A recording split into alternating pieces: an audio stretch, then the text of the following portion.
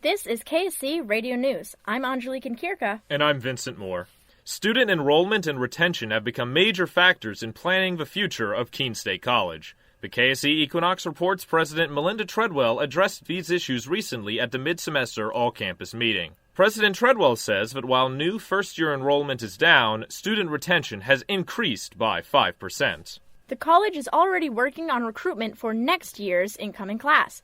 Saturday, Keene State welcomed more than 700 high school students to the first fall open house.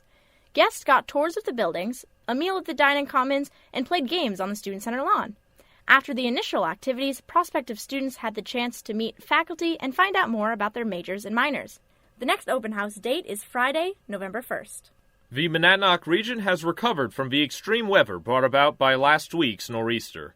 Eversource reports 9% of Keene customers lost power, while surrounding towns saw 77 to 99% of their customers losing power.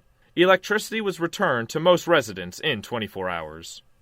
Keene residents, young and old, have rallied to join a global strike for the climate.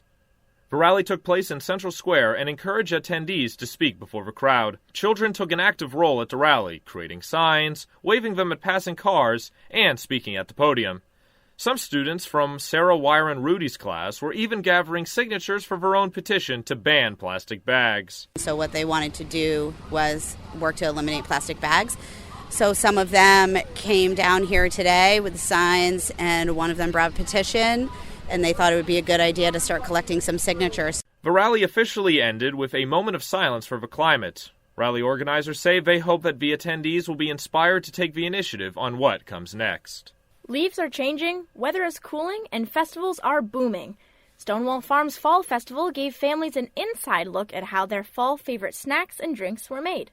People could make their own apple cider, bob for apples, and watch spooktacular movie favorites. The day was also educational with the information and demonstrations about the importance of farming and animal safety. A piece of aviation history has landed in Keene. It is a World War II Boeing B-17.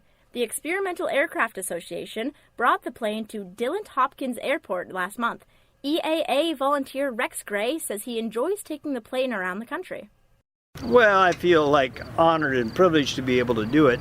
And the other part is, it's just kind of like, you know, every time I'm out here doing this, I think about what it must have been like to be 17 or 18 and being shot at in this thing. It had to be scary. There are only about 4 B-17s still flying and giving people an experience to see, touch, and even ride in a piece of history. This has been KSC Radio News. I'm Angelique Nkirka. And I'm Vincent Moore. Thanks for listening.